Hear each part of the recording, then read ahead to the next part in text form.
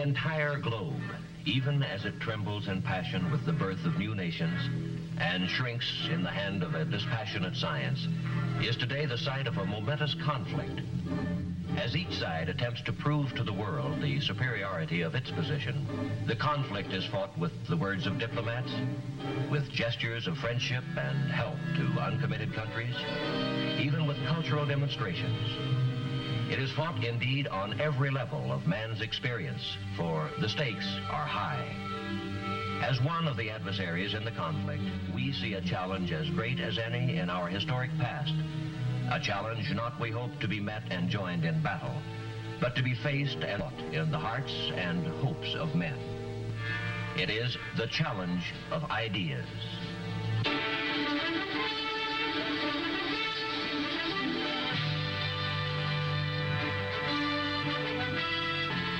I am Edward R. Murrow. For a little while, I would like to review with you the great conflict of our times, one which demands and must get the attention and the involvement of each one of us. This conflict is the reason why most of you are in uniform, and some of you will be going overseas, servicemen, families of servicemen, and civilians working for the Department of Defense. Because of this conflict, many of you are already abroad, more than 1 million Americans in 91 foreign countries. First and foremost, of course, Americans are overseas to help preserve the peace. By maintaining an alert readiness to meet the threat of aggression, America's armed forces, in concert with those of its allies, are serving as a deterrent to war. Some of you may wonder how directly involved in the contest you are or will be. Perhaps your active duty is behind you, or soon will be, and with it, you may believe your involvement in the contest ends. But the truth is that involvement in this conflict is far-ranging indeed. It touches not only members of the armed forces and their families, but everyone who supports the mission of the armed forces. Every defense worker, every taxpayer who foots the bill, who in fact is not involved. And the conflict itself, how can it be defined? Well, let's look at it this way. The communist bloc would like to see the entire world under communist domination. Over the years, as the strength and determination of the free world has gradually convinced communist leaders that aggressive war would be a reckless and costly gamble, they have begun to talk more and more about their ability to win from us in the arena of ideas. This, of course, is fine with us, for we are a people with a traditionally great faith in our ideas, the ideas that have moved mountains and created wealth and shaped us as free men.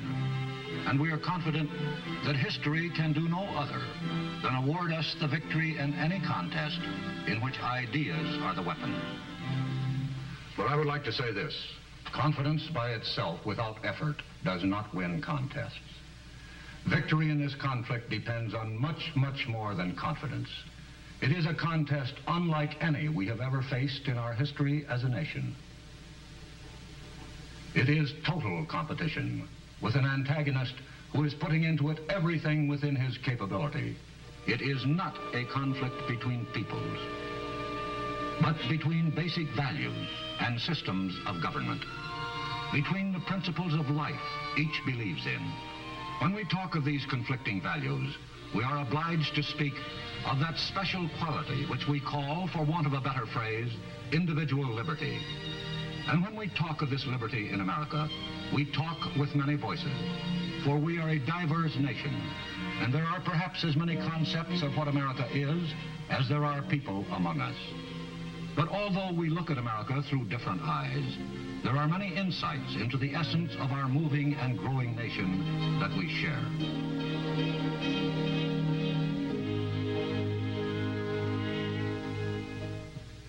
I'm John Wayne. Is there any better or equal hope in the world, Lincoln asked, than the ultimate justice of the people? We Americans believe there is not. The stonework of our national life is made of this belief. We believe in many things, but this belief that man is a responsible being bears out our own unique stamp as a nation. As a people, we are active and often noisy. We are industrious, oftentimes to the bafflement of ourselves and our friends. We relax as hard as we work.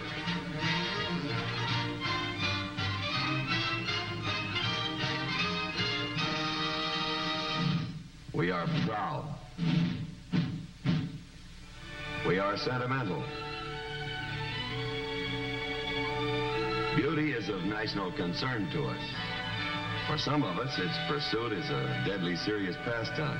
The rest of us simply enjoy the results.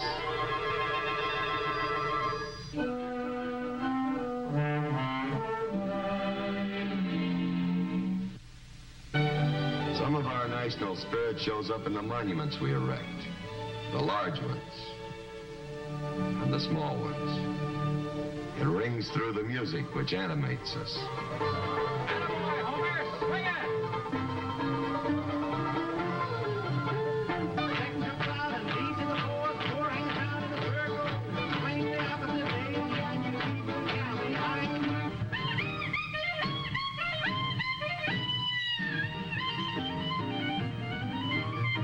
Jerry dodged that bullet and he stomped the deck. Stomped my balls till I wanted to scream.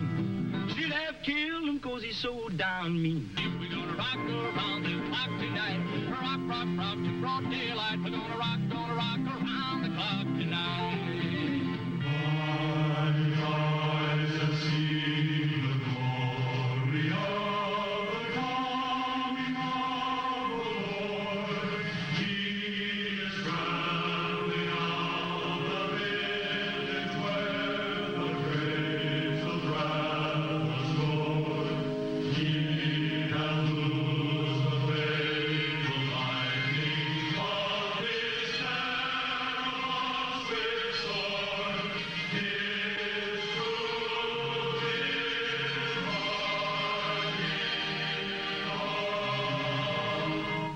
We have, on occasion, some difference of feeling. At other times, we are united. We are all these things and many more, but above everything else, we are free. We believe in the ultimate justice which we as free men can create. Our heritage of freedom is our most priceless possession. Men before us have died to keep it alive, and men in our times have done the same. But although men have died to preserve it, we may die again. The glory of this heritage is the vision of life that it has given us. A life of dignity and nobility of spirit, such as men have never before been enriched by in the long march through the history they have recorded. There is a phrase which recurs in our national documents, the literature of our story as a people, which points to the source of our belief in individual freedom, and defines perhaps better than any other the nub of the conflict between the opposing systems of values which sweep the world today. That phrase is, "This nation under God." That phrase and others like it set the standard of our concept of man. As a creature of God, man is a being with dignity and conscience, with the ability to determine right from wrong and the obligation to act on that right. From this belief in man as a responsible being flow the beliefs in his other qualifications which we accept, usually even without bothering to think about them, as parts of that vague condition which we call the American way. His ability, indeed his right to explore the truth in all things. His ability to govern himself. And his ability to handle his own economic problems.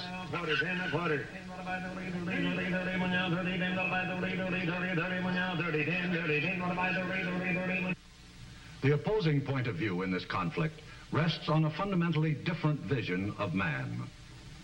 As a creature, not of God, but of the state. In this system, the value of individual man diminishes sharply, and the state is all important. The state will run his life for him, his political life, his business life, his social life. What we oppose fundamentally is the aggressive nature of the communist state. its unceasing effort to expand wherever it can, to grow bigger, to take over, to supplant. This deadly impulse toward aggression we oppose as a continual threat to peace. These are the contrasting points of view between the major antagonists in the conflict which has become known over the last decade as the Cold War. For an appraisal of this continuing and protracted conflict, we can go to a reporter who has watched the growing conflict with the perception of a trained military observer. I am Hanson Baldwin. I have here the policy statements of each of our services on the contest we're engaged in with the communists. What they boil down to is this. It is a contest for the minds and hearts of people around the world, all people. The areas in white on this map represent the part of the world composed of ourselves and those who share our beliefs. The communists seek constantly to win an advantage in the minds of the people here and to separate us. The black portion of the map is the communist-dominated part of the world controlled by the Soviet Union and the Chinese Communist regime. And of tremendous importance is that part of the world which is attached to neither camp, the uncommitted nations of the world, represented in gray on the map. For the most part, these nations are absorbed with their own problems. Either they are newly independent after years of domination by a foreign power, or they are still seeking independence. A strong tide of nationalism sweeps over this part of the world, and with it, a mistrust of anything they feel is associated with the old ways of colonialism. They are not committed to either side in the conflict. Our own policy toward them has been one strictly of watchful, non-intrusive friendship, giving help when help is asked for, but otherwise keeping hands off their internal affairs. The communists have been more direct. Their local party members have not hesitated to exploit to their own advantage the passions that smolder in these new states and to identify themselves in the minds of the people there whenever possible with anti-colonialism and us with its opposite. It is part of their worldwide technique. How do our military services adapt themselves to this conflict in which perhaps no gun may be fired? By recognizing that the activities and performances of all their members in every foreign country in which they are stationed will either add to or detract from the goodwill our nation needs in this contest for the respect of the peoples of the world. The President of the United States has called developments of good relationships between United States citizens abroad and members of their host countries basic to the full attainment of our foreign policy objectives. And the services have responded by promoting such good relationships as part of their overall policy.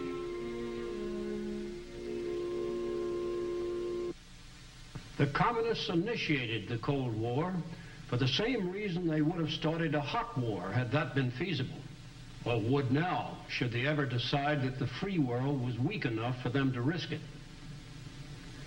Whatever the degree of tension they create, it is a substitute for hot war, another means of achieving their end. And their end, of course, is world conquest, short of war if possible. World conquest by actions short of war. Actions that are political, economic, and ideological. How do the communists apply these three methods? First, we will consider the political method and the techniques the communists use when they attempt to acquire their objectives in this way. We would do well to consider the success the communists have had by using the political method alone. As you will see from the black area on this map, they have expanded between 1940 and 1954, took over 15 countries, totaling 714 million people. Since 1954, there have been major internal disruptions in 9 additional countries outside the Iron Curtain.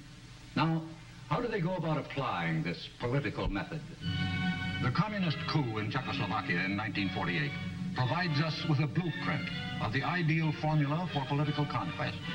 which includes taking over a country without outside intervention. Destruction of its parliamentary form of government. Murder of its democratic leaders when necessary. Rigged elections with only the communist candidates on the ballot. Once the penetration is complete, all this is backed by the naked force of military occupation. By such devices, the Soviet Union turned its neighboring states into satellites, political and economic puppets. In China, political action was cruder, but no less effective. Here, it was political action by conquest.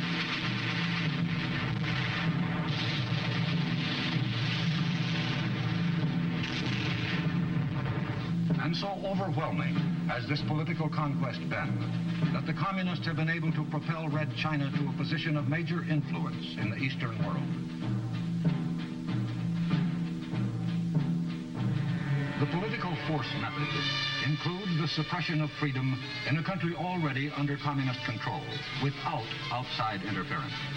Inside the Iron Curtain, there were revolutions without help from the outside. In East Germany in 1953, Poland in 1956, Hungary in the same year, and Tibet in 1959, all of them brutally suppressed. And finally, there is the International Communist Party, dedicated to the subversion and overthrow of every still free government.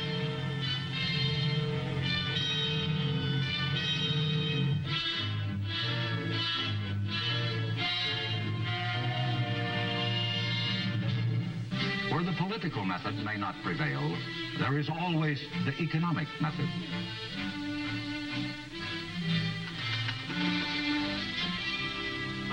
I'm Frank McGee.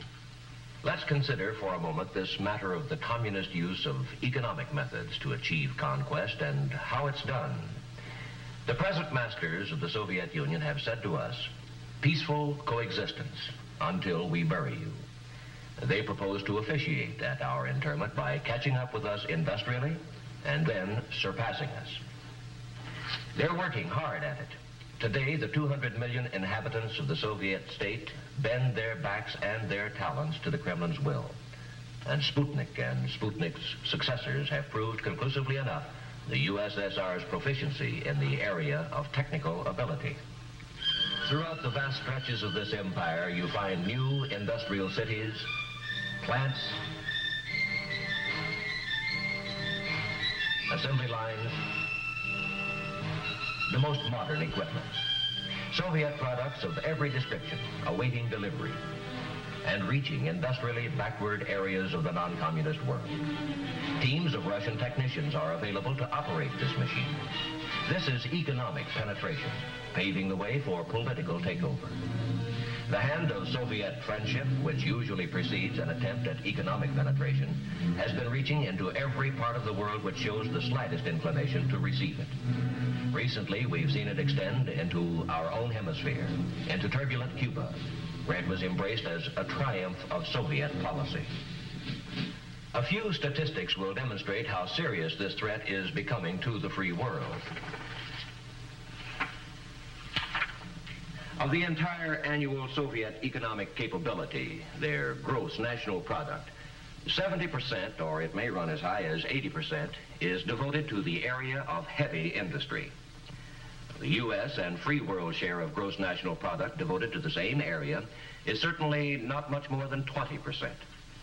In terms of volume applied to this area of gross national product, the Soviet Union is beginning to surge ahead. Finally, the communists attempt ideological penetration. Perhaps their strongest efforts go into this kind of penetration into the free world. Before we talk about ideological penetration itself, let's take a look at the reasons why this form of penetration is so important to the communists.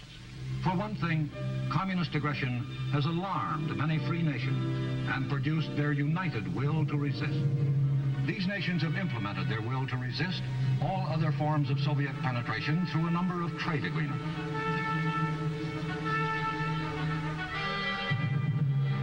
The United States and other industrially strong nations of the free world are actively promoting better living conditions all over the world. This has the effect not only of helping these countries to improve their industrial and economic position, but also of providing a defense against communist intrigue, which flourishes in depressed economic areas. The military potential of the free world has been revived by such mutual defense pacts as the North Atlantic Treaty Organization in Europe, the Southeast Asia Treaty Organization to counter aggression in this part of the world, the ANZUS Treaty, and the Rio Treaty to provide hemisphere defense. All over the world, our allies are now setting up their own defense bases with the technical know-how to operate them. This kind of military help by us is not by any means a one-sided operation. The nations involved contribute as heavily as they can. No less valuable are the morale and friendly relations being generated between servicemen of all the participating countries in joint training programs, demonstrating their respective skills to each other. They crossed the language barrier to comradeship.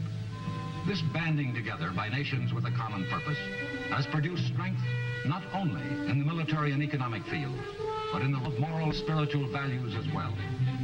At a meeting of the NATO Atlantic Congress in 1959, a statement was adopted which called attention to the moral unity binding the member nations. This document recognizes respect for human dignity as the inalienable basis of civilization. Among the fundamental rights of man specifically named are respect for the sanctity of human life, the right to freedom of speech, of conscience and religion, of opinion and belief, the right of every man to work and to receive his just reward, the right of the family to stability, and the right of parents over their children and their education.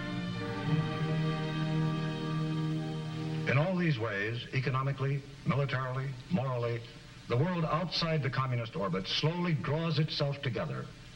The practical communists appraise this consolidation of free world defenses. It confronts them with a serious deterrence to their world ambitions. Hence, they must destroy Allied unity, or at least weaken it. How? Well, here we return to the subject of ideological penetration.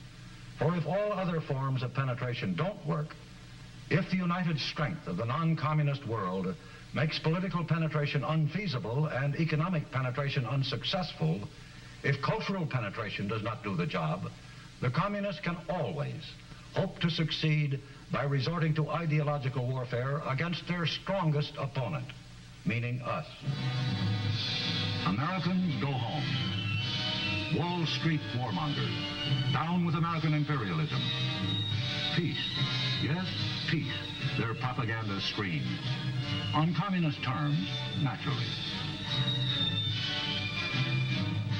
Inside the free world, communists and their sympathizers seek to foment suspicion and distrust of our motives, even attempt to influence our allies to eliminate our overseas bases, which are protecting them as well as us.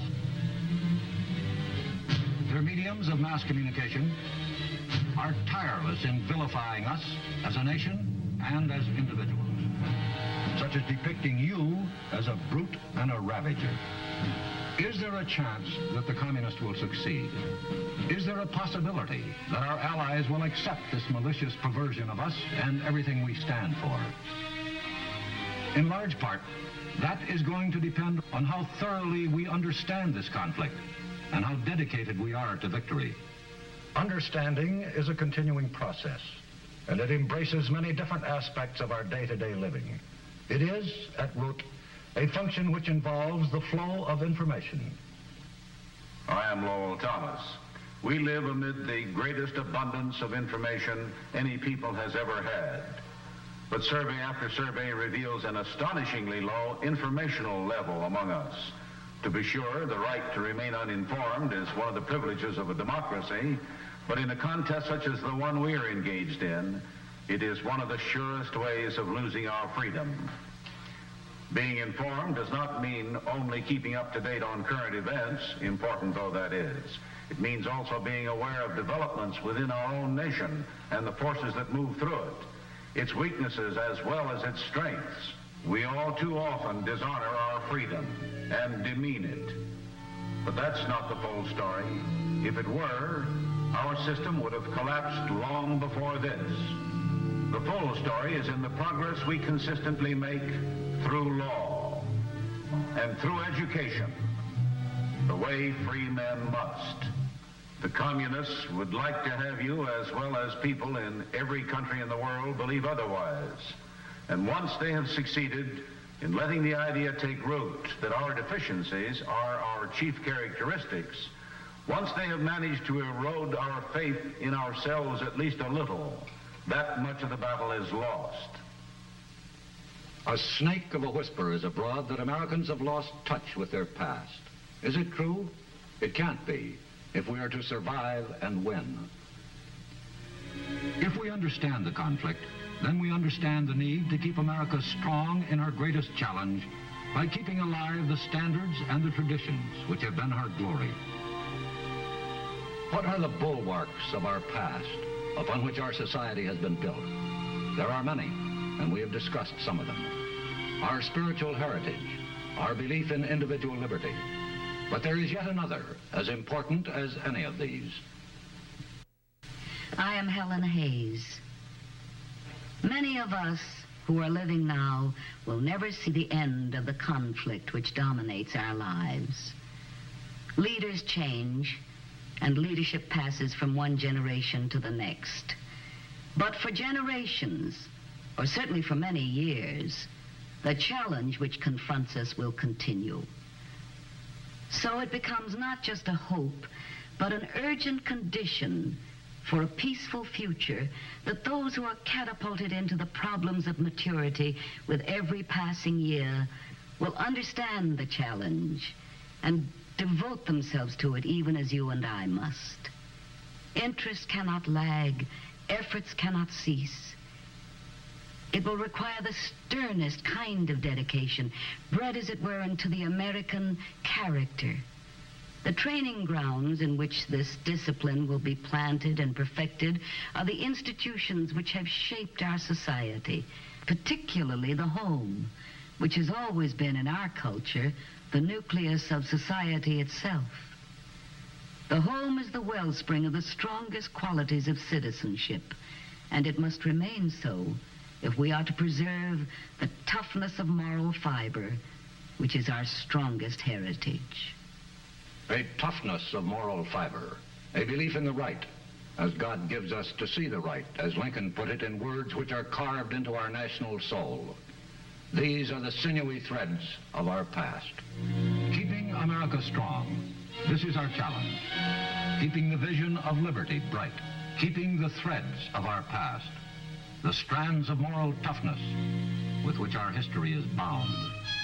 Moral toughness, the quality which made men work instead of weep on the hostile shores of New England, which bled mortally yet never died on 100 fields and oceans stretching out from Valley Forge, which moved strong men west, bringing with them first only their pride, then their railroads, which built cities and governments,